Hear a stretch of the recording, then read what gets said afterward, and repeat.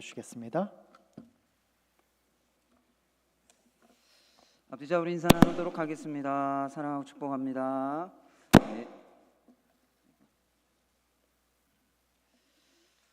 네. 우리가 사도행전 7장에 있는 말씀을 계속 나누고 있습니다. 이 사도행전 7장의 말씀은 이 거짓 증인들의 고발로 인해서 스데반이 산헤드린 공회에서 신문을 받게 됩니다. 신문을 받으면서 그가 변론한 그 설교가 바로 우리가 읽고 있는 사도행전 7장의 말씀이죠. 근데 사도행전 7장을 보면 이 스데반이 변론을 하고 있는데 가장 길게 설명을 하고 있는 한 인물이 있는데 그 사람이 바로 모세입니다. 모세를 이렇게 길게 설명하는 그 이유는 이 스데반이 거짓 증인들에 의해 고발되었을 때 그 고발된 내용 중에 한 가지는 이 스데반이 율법과 모세를 모독한다라고 하는 죄목이 있었습니다. 그래서 스데반은 하나님이 모세를 구원자로 보내어 이스라엘 백성들을 구원하셨던 것처럼 하나님이 예수님을 보내어 모든 사람들을 구원하셨다라고 하는 것을 설명하고 있습니다. 그래서 오늘은 이 스데반이 언급하고 있는 모세에 대한 이야기를 통해서 하나님이 우리에게 주시는 말씀을 함께 듣고자 합니다. 스데반이 모세의 인생에 대해서, 모세의 삶에 대해서 이야기하고 있는데 이 모세의 인생의 전환점이 된 아주 중요한 두 시점을 중심으로 스데반은 모세에 대해서 말하고 있습니다. 그 첫 번째 시점은 모세의 나이가 40세가 되었을 때입니다. 여러분이 부록이라고 하는 말을 들어보셨습니까? 이 논어 위정편에 보면 공자가 40살을 부록이라고 하는 표현을 사용을 했습니다. 이 부록이라고 하는 말은 세상 일에 현혹되지 않고 또 세상 일에 현혹되어서 갈팡질팡하거나 하지 않고 판단을 흐리는 일이 없게 되었다라고 하는 말입니다. 이 얘기는 스스로 판단하고 스스로 자기의 길을 결정하게 되었다라고 하는 것을 말하고 있는 것이죠.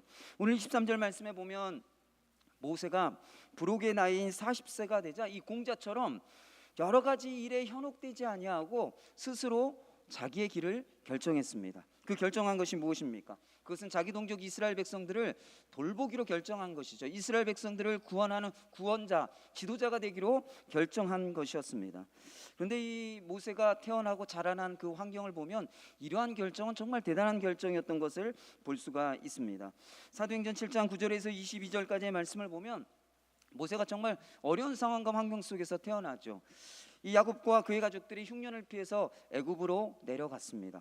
그리고 하나님께서 은혜를 주셔서 그곳에서 이스라엘 백성으로 민족으로 번성케 되어지는 놀라운 일들이 일어났습니다. 그러나 애굽의 총리였던 요셉을 알지 못하는 새로운 왕이 애굽을 다스리며 이 이스라엘 자손, 이스라엘 백성들에 대한 핍박이 시작됐습니다.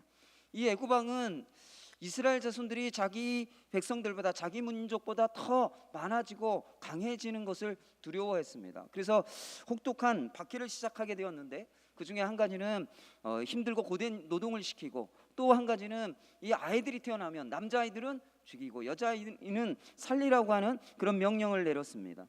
이러한 혹독한 박해 속에서 모세가 태어나게 되었다는 것입니다. 출애굽기 2장 3절에서 10절까지의 말씀을 보면 이 모세가 태어났을 때 얼마나 어려웠는지 그 환경을 자세히 설명하고 있죠. 이 모세가 태어났을 때 어머니 요게벳이 이 아이가 너무나도 예쁘기 때문에 애굽의 바로의 왕의 그 명령대로 행하지 아니하고 석 달을 숨겨 키웠습니다. 그러나 아이가 자라면서 울음소리가 커져서 더 이상 숨길 수 없게 되자 갈대 상자에 담아서 나일 강가에 있는 갈대 밭에 숨겨두게 되죠. 그때 이 바로의 딸이 목욕하러 와서 그 갈대 상자에 들어있는 아이끼를 보게 되고 긍휼히 여기는 마음으로 이 궁에 데리고 가서 키웠다라고 얘기하고 있습니다. 오늘 21절 말씀에 보면 바로의 딸이 그를 데려다가 자기의 아들로 기르매라고 말하고 있습니다.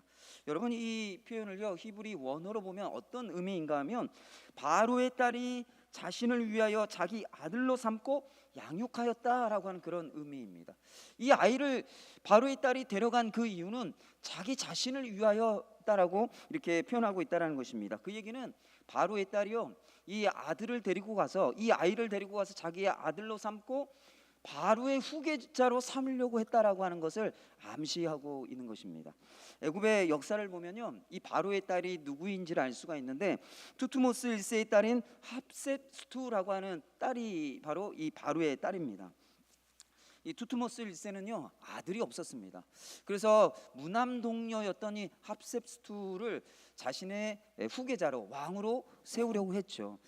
그런데 이 바로의 딸이 합셋수투가 갈대 상자에 아기가 담긴 것을 보고서 이 아이를 데리고 가서 잘 양육해서 자신을 대신해서 바로 왕의 후계자, 애굽 왕의 후계자로 삼기 위해서 이 아이를 궁으로 데려갔다라는 것입니다. 여러분, 이 모세가 혹독한 박해 속에서 히브리인으로 태어나서 죽을 수밖에 없는 그런 상황이었지만 하나님의 은혜로 말미암아 바로의 딸의 아들이 되고 바로의 후계자, 애굽 왕의 후계자가 될 수 있는 그런 왕자의 자리에 오르게 되었다라는 것입니다. 또 22절 말씀을 보면 모세가 궁에서 자라면서 애굽 사람들의 모든 학문을 배웠다라고 말하고 있습니다. 이때 당시에 애굽이 얼마나 그 문명적으로 학문적으로 뛰어난 곳이었는가 하면요, 이때 애굽이 가지고 있었던 달력이요 태양력입니다. 근데 그 태양력이 오늘날 우리가 쓰고 있는 태양력의 기원이에요. 그럴 정도로 이 애굽은 탁월한 뛰어난 어떤 달력과 천문학이 발달한 도시였습니다. 그 이유가 무엇인가 하면요, 이 애굽이라고 하는 지역에는 나일강이라고 하는 강이 있습니다.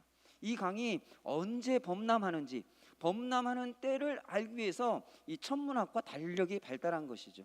그리고 이 나일강이 범람하고 나면 경계가 이렇게 다 모호해지잖아요. 경계를 알 수 없게 되어지잖아요, 땅의 경계를. 그래서 땅의 경계를 어떻게 설정할 것인가라고 하는 것 때문에 천문학뿐만이 아니라 이 측량 기술과 기하학도 발달했다라고 말하고 있습니다. 여러분들이 알고 계신 이집트 하면 제일 생각나는 게 무엇입니까? 피라미드 생각나지 않습니까? 그 피라미드를 건축할 정도로 측량 기술과 이 기하학이 발달한 지역이 바로 이 애굽이라고 하는 지역이었습니다. 이 당시에 천문학, 지리학, 자연과학에 가장 탁월한, 가장 학문적인 수준이 가장 높았던 지역이 바로 애굽이라는 곳이에요. 그래서 그 애굽에서 모세가 40년 동안 궁에서 그 모든 학문을 배우고 지혜를 익혔던 것이죠. 그래서 이 모세를 말과 일에 능한 자라고 표현하고 있습니다. 이 말에 능하다라고 하는 것은요, 언변이 뛰어나고 그 연설에 뛰어난 자라고 하는 것을 말하는 것이죠. 또 일에 능한 자라고 하는 것은 행정에 있어서 뛰어나고 또 군대를 지휘하는 지휘관으로서 탁월함을 가졌다라고 하는 것을 말하는 것입니다. 실제로 이 유대 역사가 요세푸스의 기록에 의하면요, 이 모세가 애굽의 대군대를 이끌고 가서 에디오피아 군대와 전쟁에서 그 전쟁을 승리로 이끄는 용사 장군이었다라고 이렇게 역사에는 기록되어져 있습니다. 이러한 모세를 생각해 보면 어떻습니까? 이 바로의 후계자가 될 수 있는 가능성이 있고 탁월한 능력을 가진 사람이었기 때문에 얼마든지 이 모세가 마음만 먹으면 어쩌면 애굽의 바로, 애굽 왕 바로의 후계자가 될 수 있는 그런 사람이었습니다. 그러나 모세는 자신이 애굽의 바로가 되어 부귀영화를 누리는 것을 바라지 아니하고 노예 생활을 하고 있는 자기 동족의 지도자와 구원자가 되겠다라고 하는 비전을 가졌다라는 것입니다. 근데 이 모세는요, 그런 비전을 실제로 행동으로 옮기는 그런 열정 또한 가지고 있었습니다. 출애굽기 2장 11절에서 15절까지의 말씀을 보면 어느 날 모세가 이 자기 동족 이스라엘 백성들이 노동하는 노동 현장에 가게 됐습니다. 그때 마침 이 애굽 사람이 히브리 사람들을 치는 것을 보고서 이 모세가 그 상황을 보고 분노했죠. 그리고 주변 사람이 아무도 없는 것을 보고서 몰래 애굽 사람을 쳐 죽이고 모래 속에 감추어 두었습니다. 다음 날 모세가 또 다시 이 자기 백성들이 일하는 노동 현장에 갑니다. 자기 백성들끼리 이스라엘 사람들끼리 싸우는 것을 보고서 그것을 화해시키기 위해서 왜 형제들끼리 왜 싸우느냐고 이야기하며 화해시키고자 했습니다. 그런데 오늘 말씀 27절, 28절 말씀을 보면 이 싸우던 사람들이 모세를 향하여 이렇게 얘기합니다. 누가 너를 관리와 재판장으로 우리 위에 세웠느냐? 내가 어제 애굽 사람을 쳐 죽인 것처럼 우리를 쳐 죽이려고 하느냐라고 말을 하게 됩니다. 이 모세가 애굽 사람을 쳐 죽인 일이 탄로가 나게 된 것이죠. 그 일로 두려워서 모세가 미디안 광야로 도망가서 그곳에서 나그네의 삶을 살아가게 됩니다. 제가 이 모세가 태어나서부터 40세까지 부록의 나이 40세가 될 때까지 모세에게 어떤 일이 있었는지를 말씀을 드렸습니다. 이 40세 때의 이 모세는 세상의 권력과 학문과 지혜와 능력을 가지고 있었습니다. 그래서 세상 기준으로 보면 안 가진 게 없는, 세상의 것 중에 가질 수 있는 대부분의 것을, 모든 것을 가지고 있었고 갖추고 누리고 있었던 사람이 바로 모세였다라는 것입니다. 그리고 자기 동족 이스라엘 백성들을 구원하고자 하는 비전과 열정도 있었습니다. 그래서 25절 말씀에 보면 모세는 이런 생각을 했습니다. 하나님이 자기를 통해서 이 자기 동족 이스라엘 백성들을 구원하실 것이다 라는 생각을 했습니다. 그뿐만이 아니라 자기 동족 이스라엘 백성들도 애굽의 왕자이고 탁월한 능력을 가지고 있는 그러한 모세를 통해서 하나님이 구원하실 거다, 이스라엘 백성들을 애굽에서 인도해 내실 것이다 라고 이스라엘 백성도 그렇게 생각할 것이라고 생각했다라고 말하고 있습니다. 그러나 이스라엘 백성들은 모세를 인정하지 않았습니다. 모세를 받아들이지 아니하고 모세를 거부하고 배척했습니다. 그래서 모세가 졸지에 하루아침에 살인자가 되어서 미디안 광야로 도망가서 도망자의 삶을 살게 되죠. 그리고 나그네의 삶을 살게 되어지는 것을 볼 수가 있습니다. 여러분, 무엇보다도 이때 모세에게 하나님이 찾아가지 않으셨다라는 거예요. 모든 것, 세상에 있는 그 세상 기준으로 보면 세상에서 갖출 수 있는 모든 것을 갖추고 있었고 누리고 있었고 가지고 있었고 무엇이든 할 수 있는 그런 모세에게 하나님께서 찾아가지 않으셨다라는 거예요.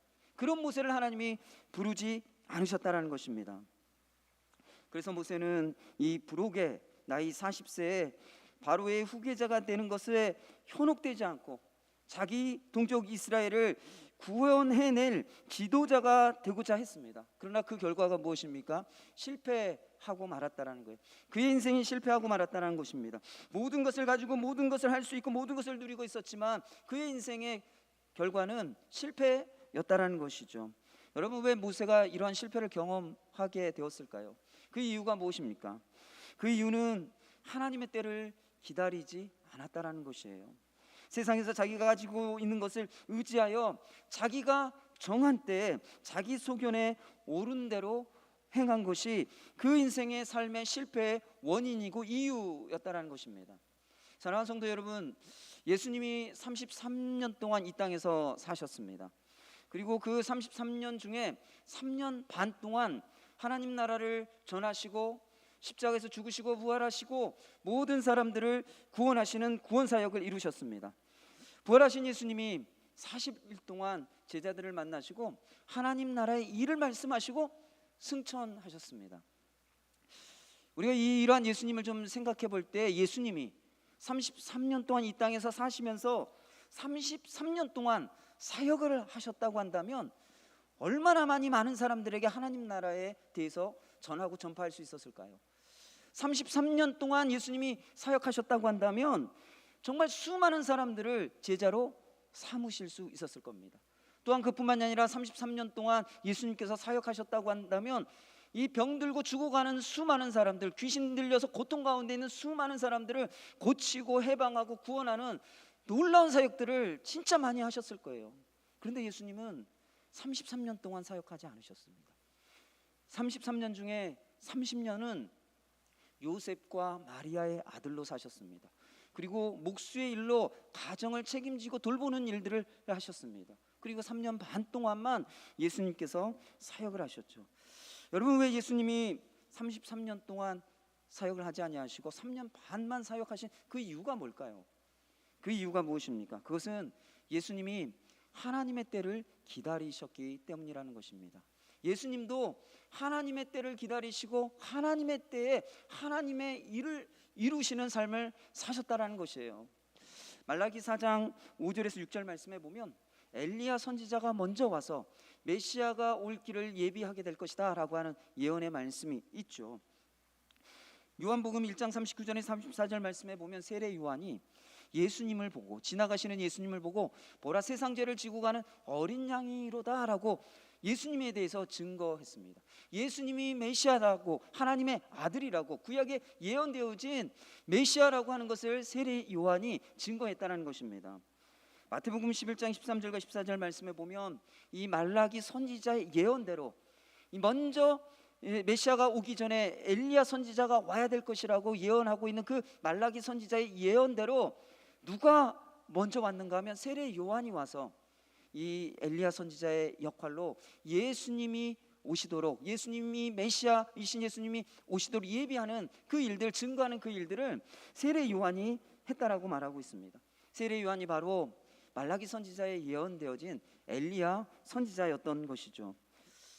말라기 선지자가 예언한 말씀대로 세례 요한이 메시아의 길을 예비하는 엘리야 선지자로서의 사역을 할 준비가 되어 사역할 때까지 예수님이 몇 년을 기다리셨어요? 30년을 기다리셨다는 거예요. 하나님이 말씀하신 그 예언의 때가 되도록 그때까지 30년을 예수님께서 기다리셨다라고 하는 것입니다. 예수님은 하나님의 시간, 하나님이 정하신 시간에 맞추어 사셨기 때문에 십자가의 죽으심과 부활을 통해서 죄에서 사람들을 구원하시는 메시아인 것을 사람들이 알 수 있었다라는 것이에요. 사랑하는 성도 여러분, 많은 사역, 많은 일, 대단한 일을 하는 게 중요한 것이 아니라 하나님의 때를 기다리고 하나님의 때에 하나님의 일을 이루시는 그 일에 내가 함께하는 것, 그것이 중요하다라고 하는 것입니다. 사랑하는 성도 여러분, 내가 정한 때와 하나님의 정한 때가 항상 다르다라고 하는 것을 기억하시길 바랍니다. 모세는 부록의 나이 40세가 되었을 때 세상에서 가진 것으로 자신의 때를 정했습니다. 그리고 자신의 소견에 옳은 대로 행했습니다. 마찬가지로 우리가 가진 소유, 또 능력, 건강, 이러한 것을 가지고 때를 정하고 그 때에 맞게 내가 정한 때에 내 소견에 옳은 대로 행하려고 할 때가 참 많죠. 그래서 우리가 살아가면서 실패를 경험하는 것을 종종 보게 됩니다. 그뿐 아니라 실패를 경험할 때마다 하나님과 주변 사람들을 원망하는 것을 보죠. 사랑하는 성도 여러분, 나를 향한 하나님의 때가 있다라고 하는 것을 믿으시기를 바랍니다. 18세기 일본의 에도 시대에 활동한 일본 목판 화가로 유명한 가스시카 호쿠사이라고 하는 사람이 있습니다. 이 사람이요, 일생 동안 약 90년 정도를 사셨는데요, 이분이 일생 동안 만든 작품이요 약 3만 점이라고 해요. 여러분, 3만 점이면 어느 정도 되는지 그 감이 안 오시죠? 3만 점이면 어느 정도의 작품인가 하면요, 매일 하루에 한 작품씩, 하루도 안 거스리고요, 그림을 그리고 작품을 만들잖아요. 그러면 80년 동안 하루도 쉬지 않고 거르지 않고 80년 동안 작품을 만들면요 약 3만 점의 작품을 만들 수 있다고 해요. 이 가스시카 호쿠사이라고 하는 분이 얼마나 유능하고 탁월하고 뛰어난 화가인지 아시겠죠? 어느 날 한 친구가 이 화가를 찾아왔습니다. 그리고 이 친구가 호쿠사이에게 수탉 그림 하나를 그려달라고 부탁을 했어요. 그런데 이 호쿠사이는 단 한 번도 수탉 그림을 그린 적이 없었기 때문에 친구에게 일주일 뒤에 오라고 요청을 했습니다. 그래서 시간이 돼서 일주일 뒤에 친구가 왔어요. 근데 이 그림을 그려주는 것이 아니라 이 친구가, 이 호쿠사이가 친구에게 이번에는 한 달 뒤에 다시 와달라고 요청을 했습니다. 그래서 한 달 뒤에 왔어요. 그랬더니 이번에는 6달 뒤에, 또 6달 뒤에 같은 1년 뒤에, 그렇게 해서 3년이라고 하는 시간이 흐르고 말았습니다. 이 친구가 생각할 때 정말 유능하고 매일 한 작품씩 그려내는 아주 탁월한 화가인데도 불구하고 자신이 부탁한 그 수탉 그림 하나를 그려주지 않고 계속 미루고 있는 것을 보고서 너무너무 화가 났어요. 그래서 하루는 이 친구가 호쿠사이에게 찾아가서 따졌습니다. 그랬더니 그 따지는 모습을 보니 호쿠사이가 종이를 가져오라고 하고서는 그 자리에서 단숨에 수탉 그림을 그렸어요. 한번 그 그림을 한번 보여주시겠습니까? 가스시카 호쿠사이라고 하는 사람이 그린 이 수탉 그림이에요. 어떠세요? 저는 그림에 대해서 잘 모릅니다. 그런데 그림을 잘 모르는 저도 봐도 진짜 잘 그렸다, 굉장히 이렇게 살아있는 듯한 그런 느낌이 들 정도로 18세기에 그렸던 그림인 거죠. 정말 그림 잘 그렸다라는 생각을 하게 되는데, 이 친구도 동일하게 그런 생각을 했던 것 같습니다. 이 단숨에 이 수탉 그림을 그려낸 이 친구를 보고서 멋지게, 그리고 생동감 있게 이 닭을 그린 이 수탉의 그림을 보고서 너무너무 기뻐서 이 친구가 물었어요. 아니, 자네 이렇게 잘 그리면서 왜 3년 동안 사람을 기다리게 했는가? 왜 이렇게 수탉 그림을 잘 그리면서 3년 동안 기다리게 했는지를 물었어요. 그랬더니 이 호쿠사이가 그 질문한 친구의 손을 잡고 어디로 갔는가 하면요, 자기가 그림을 그리는 작업실, 작업방으로 데리고 갔어요. 그랬더니 그곳에 무엇이 있었을까요? 닭그림이 수북히 쌓여 있는 것이에요. 3년 동안 이 호쿠사이가 무엇을 했는가 하면요, 자기 사랑하는 친구에게 최고의 닭그림을 그려주기 위해서 3년 동안 습작을 했던 거예요. 연습을 했던 거예요. 그 그림이 방에 가득 쌓여 있었다는 겁니다. 여러분, 생동감 넘치고 멋진 이 살아있는 닭처럼 느껴지는 이 그림이 하루아침에 그려진 게 아니라는 거예요. 아무리 뛰어난 탁월한 화가라고 할지라도 하루아침에 단숨에 그런 그림, 훌륭한 작품을 그려낼 수 없다는 거예요. 이 후쿠사이는 3년 동안 연습을 하고 정말 최고의 작품을 그려낼 때까지 기다렸던 것이죠. 그리고 친구에게 기다려달라고, 그때를 기다려달라고, 너에게 최고의 수탉의 그림을 그려주기를 원하기 때문에 기다리라고, 조금만 더 기다려달라고. 그것이 3년이 지난 거예요. 사랑하는 성도 여러분, 친구가 생각할 때 이 호쿠사이는 정말 탁월하고 유명한 화가이기 때문에 단숨에 멋진 수탉 그림을 그릴 거라고 생각했지만, 이 호쿠사이는 최고의 그림을 그리기 위해서 이 3년이라고 하는 시간을 들여 훈련하고 습작하며 기다리는 시간을 가졌습니다. 그래서 정말 때가 되었을 때 놀라운 훌륭한 작품을 남길 수가 있었던 것이죠. 마찬가지로 우리가 무엇인가 가지고 있고 무엇인가 할 수 있다라고 생각하기 때문에 지금이 나의 때이다, 내가 무엇인가 할 수 있는 때가 바로 지금이다 라고 우리는 자꾸 생각을 합니다. 그래서 우리가 하나님의 때를 기다리지 않죠. 아니, 내가 할 수 있는데, 내가 가지고 있는데, 충분히 상황과 환경이 되는데 왜 안 해? 해야지, 할 수 있으면 해야지. 그런 생각 때문에 우리는 하나님의 때를 기다리지 않아요. 또 때로는 자꾸만 이런 생각을 합니다. 내가 무엇인가 가지고 있기 때문에, 할 수 있기 때문에, 지금이 하나님의 때이구나. 사랑하는 성도 여러분, 내가 가진 것으로, 할 수 있는 것으로 하나님의 때를 판단하고 분별하면 안 된다는 거예요. 모세는 할 수 있었어요. 바로의 후계자가 될 수 있었어요. 그리고 탁월한 능력이 있었어요. 민족을 이끌 수 있는 어느 누구보다도 탁월한 능력, 자격과 신분을 가진 사람이 모세였어요. 그런데 하나님이 부르시지 않았어요. 하나님이 사용하시지 않으셨어요. 왜요? 하나님의 때가 아니었기 때문이죠. 사랑하는 성도 여러분, 여러분들이 무엇인가를 가지고 있기 때문에, 또 상황 환경이 되었기 때문에 이 때가 나의 때라고 판단하지 않는 믿음의 성도님들이 되시길 바랍니다. 모세와 같이 어리석은 자가 되지 않으시기를 바랍니다. 실패를 경험하지 않는 자가 되시기를 바랍니다. 사랑하는 성도 여러분, 하나님의 때가 있습니다. 하나님의 때가 되면 하나님이 찾아오시고, 하나님이 부르시고, 하나님이 만나주시고, 하나님이 역사하시고, 하나님이 일을 이루신다라고 하는 믿음을 가지시기를 바랍니다. 그래서 하나님의 때를 구하시기를 바랍니다. 그리고 하나님의 때가 될 때까지 기다리는 우리 믿음의 성도님들 되시기를 축원합니다. 모세의 인생의 전환점이 된 두 번째 시점은요, 모세의 나이가 80세가 되었을 때였습니다.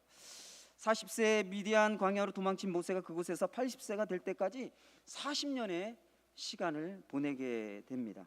30절 말씀에 보면 40년이 참에 천사가 시내산 광야 가시나무 떨기 불꽃 가운데에서 그에게 보였다라고 말하고 있습니다. 그것은 모세가 미디안 광야에서 40년을 보내면서 하나님이 정하신 때가 찼다라고 생각하셨기 때문에, 하나님이 정하신 그 때가 되었다라고 판단하셨기 때문에 하나님께서 천사를 보내어 모세를 부르셨다라고 말하고 있습니다. 하나님이 모세를 부르셨을 때 모세는 젊고 혈기왕성한 때가 아니었습니다. 미디안 광야에서 40년 동안 목자로 살며 80세가 되어서 이제는 힘없는 노인이 되었을 때 하나님께서 부르셨습니다. 하나님이 모세를 부르셨을 때 모세는 애굽의 그 최고의 학문과 지혜를 배워서 연설과 행정과 군사에 탁월할 때, 그러한 때에 하나님이 모세를 부르지 않으셨습니다. 출애굽기 4장 10절 말씀에 보면요, 모세가 40년 동안 미디안 광야에서 이 목동으로 목자로 살면서 입이 뻣뻣하고 혀가 둔해졌다라고 말하고 있습니다. 애굽에서 배웠던 그 학문을 바탕으로 뛰어나게 말했던 그 입이 굳어졌다라는 거예요. 언변, 뛰어난 연설하던 그 능력을 잃어버렸다라고 말하고 있는 것입니다. 또한 하나님이 모세를 부르신 때는 모세가 자기 동족 이스라엘 백성들을 구원하고자 하는 비전과 열정을 가지고 있을 때 하나님께서 부르신 것이 아니라는 겁니다. 29절 말씀에 보면 이 애굽 사람을 죽인 것이 탄로 난 것 때문에 모세가 미디안 광야로 도망가죠. 그리고 나그네로 살다가 두 아들을 낳았다라고 말하고 있습니다. 두 아들의 이름을 보면 모세가 광야에서 어떻게 살았는지 우리가 조금 알 수가 있습니다. 첫째 아들의 이름이 게르솜입니다. 게르솜의 뜻은 내가 타국의 객이 되었다라고 하는 말입니다. 또 둘째 아들의 이름은 엘리에셀입니다. 이 뜻은 내 아버지 하나님이 나를 도우사 바로의 칼에서 구원하셨다라고 하는 뜻입니다. 이 두 아들의 이름을 보면 어떻습니까? 이 모세는 미디안 땅에서 나그네로 사는 것, 이것이 애굽의 바로의 손에서 하나님이 구원하신 증거라고 생각하고 미디안 광야에서 사는 삶에 안주했다라고 하는 것을 말하고 있는 것이죠. 그것은 모세가 40년 동안 미디안 광야에서 살면서 자기 동족 이스라엘 백성들을 구원하겠다라고 하는 그런 비전과 열정을 다 잃어버렸다라고 하는 것을 말하고 있는 것입니다. 왕궁에서 40년 동안 살 때 이 모세는 세상의 모든 것을 가진 사람이었습니다. 그리고 모든 것을 할 수 있다라고 하는 자신감을 가진 사람이었죠. 그러나 미디안 땅에서 40년 동안 양을 치던 목자가 된 모세는 애굽에서의 누렸던 그 모든 것을 잃어버린 사람이 되었습니다. 하나님이 그때 모든 것을 잃어버렸다라고 생각했던 그때 하나님이 모세를 부르셨다라는 것이에요. 미국 뉴욕을 이렇게 여행을 하면요, 많은 관광객들이 방문하는 곳이 있다고 합니다. 그곳이 어디인가 하면 그라운드 제로라고 하는 곳입니다. 여러분, 이 그라운드 제로라고 하는 지역이 어느 지역인지 아십니까? PPT 좀 보여주시겠어요? 2001년도, 여러분 2001년도 9.11 테러 이 장면, 이 사진 여러분 많이 보셨을 거예요.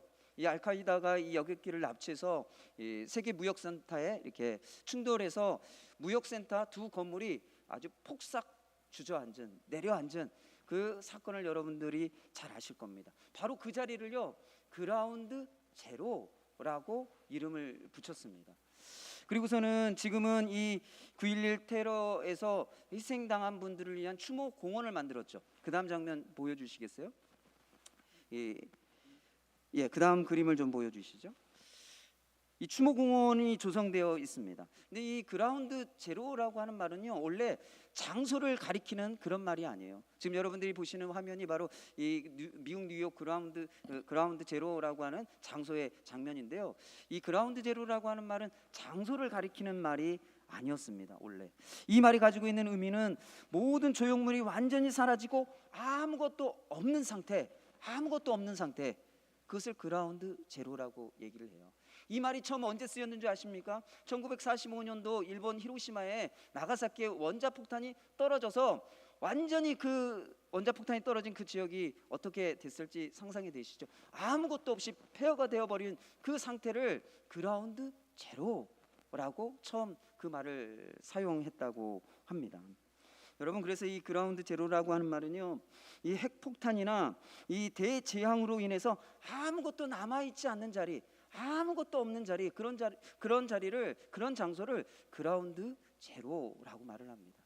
사랑하는 성도 여러분, 미디안 광야에서 40년 동안 살았던 모세의 삶은 바로 이 그라운드 제로와 같은 삶이었어요. 애굽 왕궁에서 바로의 후계자가 될 수 있는 그런 최고의 위치에 있었습니다. 그리고 최고의 학문을 배우고 최고의 지혜를 가지고 있었던, 그리고 탁월한 능력을 가지고 있었던 최고의 자리에 있었던 사람이죠. 그런데 그러한 모세가 미디안 광야에서 40년을 지내는 동안 그 모든 것이 하나도 남아있지 않은, 모든 것이 다 무너져 버려서, 다 무너져 내려서 아무것도 없는 그라운드 제로의 상태, 그런 상황, 그런 시간을 미디안 광야에서 모세가 보냈다라는 것이에요. 사랑하는 성도 여러분, 이런 상황을 우리가 뭐라고 흔히 표현하는가 하면 바닥을 쳤다, 인생의 바닥을 쳤다, 더 이상 내려갈 데가 없다, 바닥을 쳤다라고 이렇게 표현을 하는 것입니다. 출애굽기 3장 10절에서 11절 말씀에 보면 하나님이 이 모세를 부르시고 모세에게 말씀하세요. 내가 너를 애굽 땅에 보내어 바로에게 보내어 이스라엘 백성들을 애굽에서 인도하여 내겠다라고 말씀하셨습니다. 그때 모세가 뭐라고 얘기하는 줄 아세요? 내가 누구이기에 바로에게 가며 이스라엘 자손을 애굽에서 인도하여 내리까? 라고 얘기를 합니다. 하나님이 모세에게 이스라엘 백성들을 구원하라고 사명을 주시고 비전을 주시고 내가 너를 통해서 역사하시고 일하겠다라고 말씀하셨는데, 그때 모세의 대답은 내가 누구입니까? 내가 바로 앞에서 내가 누구입니까? 그리고 이스라엘 백성들 앞에서 내가 누구이기에 이들을 이끌어내는 그 일들을 할 수 있습니까?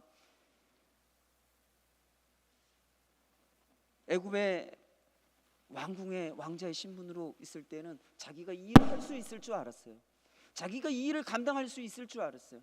자기 능력으로 이걸 할 수 있을 거라고 생각했어요. 그런데 미디안 광야에서 40년을 보낸 이 모세는요, 아무것도 할 수 없구나, 아무것도 할 수 없구나, 나는 아무것도 아니구나, 바로 앞에서 나는 아무것도 아니구나, 이스라엘 백성들 앞에서 나는 아무것도 아니구나, 아무것도 할 수 없는 자이구나 라고 하는 것을 철저하게 깨달았다는 것입니다.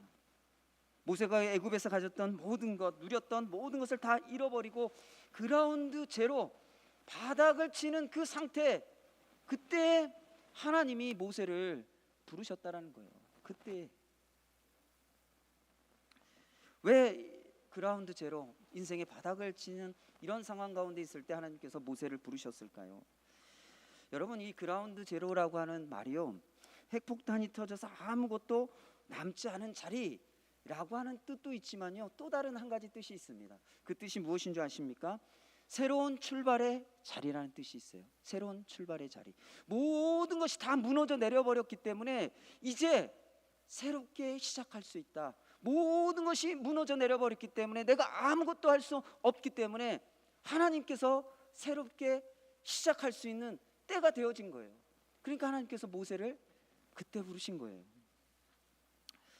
하나님은 모세가 그라운드 제로의 상태이고 바닥을 친 상태이기 때문에 모세가 이제는 새로운 출발을 할 수 있겠다, 그 준비가 되었다라고 보셨기 때문에 하나님이 모세를 부르셨다라는 겁니다.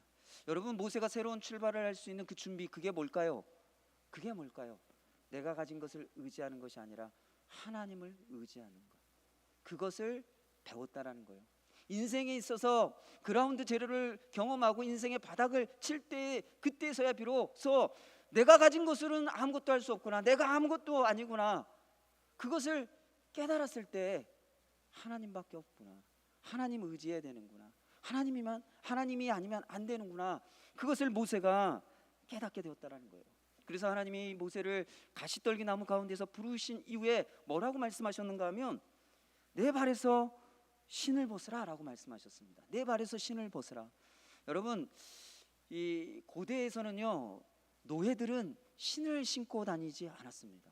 그래서 신을 신고 다니지 않은 것을 보면 저 사람은 노예이구나 라고 하는 것을 알 수 있었다라는 거예요. 하나님이 모세에게 신을 벗으라고 말씀하세요. 그 얘기는 무슨 얘기예요? 너의 인생의 네 삶의 주인이 되었던 그것을 내려놓으라는 거예요.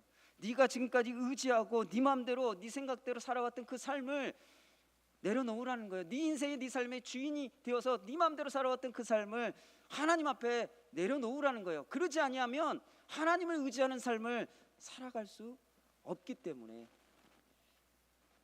사랑하는 성도 여러분, 하나님이 모세가 그라운드 제로를 경험하고 바닥을 치고 있을 때 찾아오시고 만나주시고 부르셨습니다. 그리고 가진 것, 자신이 가진 것을 의지하는 것이 아니라 하나님을 의지하는 것을 가르쳐 주셨다라는 거예요. 그래서 출애굽기 14장을 보면요, 이스라엘이 출애굽한 이후에 이 애굽 군대가 뒤에 쫓아오고 앞에는 홍해가 놓이는 그런 다급한 절박한 상황 가운데 놓이게 됩니다. 이때 이스라엘 백성들이 하나님과 모세를 원망합니다. 그때 모세가 뭐예요? 하나님께 부르짖었다라고 얘기하고 있습니다. 하나님께서 부르짖는 모세에게 말씀하시죠. 지팡이를 손에 들고 가서 바다를 향하여 가르치라고 말씀하세요. 그러자 말씀대로 행했을 때 하나님께서 홍해를 가르시고 이스라엘 백성들이 그 땅을 마른 땅처럼 그 홍해를 건너가게 되었다라고 말씀하고 있습니다. 또 출애굽기 15장을 보면 이스라엘 백성들이 마라라고 하는 곳에 이르게 되었습니다. 그런데 그곳에 물이 써서 마실 수 없게 되어지자 이스라엘 백성들이 하나님과 모세를 향하여 원망하고 불평합니다. 그때 모세가 또 하나님께 엎드립니다. 하나님께 부르짖습니다. 그때 하나님께서 나무 가지를 가져다가 물에 던지라고 말씀하시죠. 물이 달아져서 이스라엘 백성들이 물을 마시게 되었다라고 말하고 있습니다. 출애굽기 17장을 보면 이스라엘 백성들이 르비딤이라고 하는 곳에 장막을 쳤습니다. 그곳에서 물이 없자, 마실 물이 없자 또 이스라엘 백성들이 하나님과 모세를 원망하고 불평했습니다.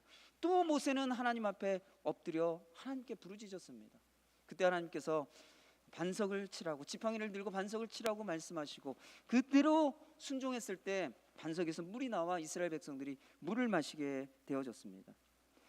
모세는 자기가 가진 것, 자기의 경험, 자기의 지식, 자기가 가진 것을 의지하지 아니하고 문제가 생길 때마다 하나님께 엎드렸다라는 거예요. 하나님께 부르짖었다라는 거예요. 하나님을 의지하고 하나님의 도우심을 철저하게 구하는 삶을 살았다라고 하는 것을 성경에서 말하고 있습니다. 사랑하는 성도 여러분, 우리가 살아가다 보면 한두 번 이상은 인생의 이 그라운드 제로, 바닥을 치는 그런 경험을 할 때가 있습니다. 나의 실수 때문에, 또 나의 실패 때문에, 또 때로는 상황과 환경의 어려움 때문에 살다 보면 이 그라운드 제로, 인생의 바닥을 치는 그런 경험을 하게 된다는 것이에요. 여러분, 이럴 때 여러분들의 심정은 어떤 심정이셨습니까? 아마 이 물에 빠진 사람이 지푸라기라도 잡는 심정, 그런 표현을 우리가 종종 쓰죠. 어떤 것이 됐든 무엇이 되었든 힘이 되고 의지할 만한 것이 있다고 한다면 그것을 어떻게 해서든 붙잡고 싶은 그런 마음이 이 바로 물에 빠진 사람이 지푸라기를 잡는 그런 심정이라고 말을 합니다.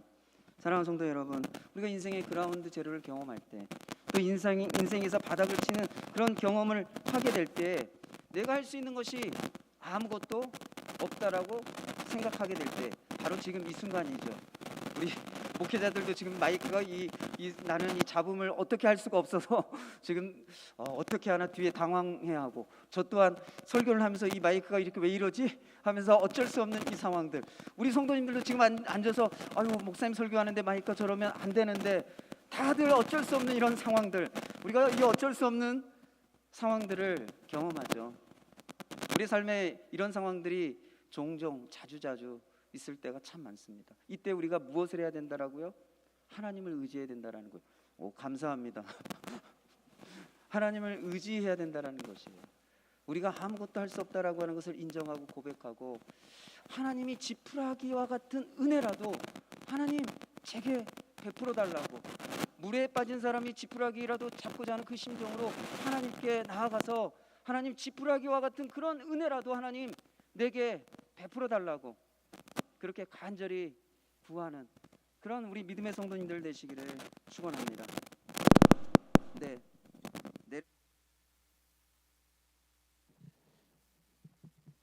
이 시간 우리 함께 좀 기도합시다. 우리가 함께 이 스데반의 이야기를 통해서, 설교를 통해서 우리가 두 가지를 나눴습니다. 첫 번째로는 하나님이 정하신 때가 있다라는 거예요. 정하신 때. 그 정하신 때는 나의 능력, 내가 가진 것, 상황과 환경에 의해서 결정되는 것이 아니에요. 하나님 주권에 의해서, 하나님의 뜻에 의해서 하나님의 때가 결정되어져요. 그래서 사랑하는 성도 여러분, 나의 때에 내 소견에 옳은 대로 행하려고 했던 모든 것을 내려놓으시고 하나님의 때를 기다리게 해주십시오.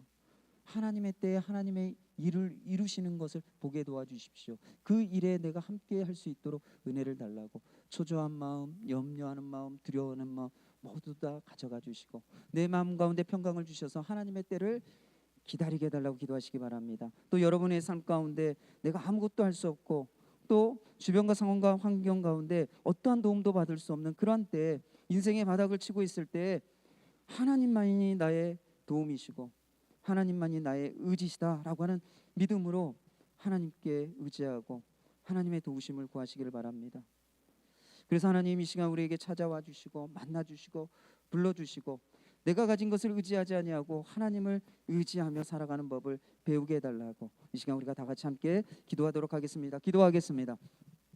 사랑하는 은혜와 충만하신 아버지 하나님, 오늘 우리에게 주신 말씀 또 모세를 통하여 또 주신 이 말씀을 통하여 우리가 또 하나님 앞에 나아갑니다. 늘 우리는 때를 고민합니다. 그 때가 언제인지 고민하고 염려하고 걱정합니다. 내가 정한 때가 아니라 하나님이 정한 때가 있다라고 하는 믿음을 가지고 또 때를 정하시고 하나님의 때에 이루시는 하나님을 기다릴 수 있는 우리 믿음의 성도들 되게 하여 주옵소서. 때가 되지 않았기에 염려하고 초조해하고 불안하고 두려워하는 것이 아니라 평강으로 하나님의 때를 기다릴 수 있는 우리 믿음의 성도들 될 수 있도록 도와주옵소서. 아버지 하나님, 또한 우리 인생의 바닥을 치는 상황과 환경 가운데 있을 때 나는 아무것도 아니고 내가 아무것도 할 수 없다라고 생각하는 그때 주께서 우리를 찾아오시고 부르시고 만나시고 또 하나님 우리를 통해 하나님의 일을 이루시고 또 우리의 삶 가운데 새 길을 열어주시는 그러한 은혜를 경험할 수 있는 우리 믿음의 성도들 되게 도와주옵소서. 내가 아무것도 할 수 없다고 생각할 때 지푸라기와 같은 은혜라도 붙잡고자 하는 마음으로 하나님께 나아가 기도하는 우리 성도들 되도록 은혜 베풀어 주시기를 간절히 소망합니다.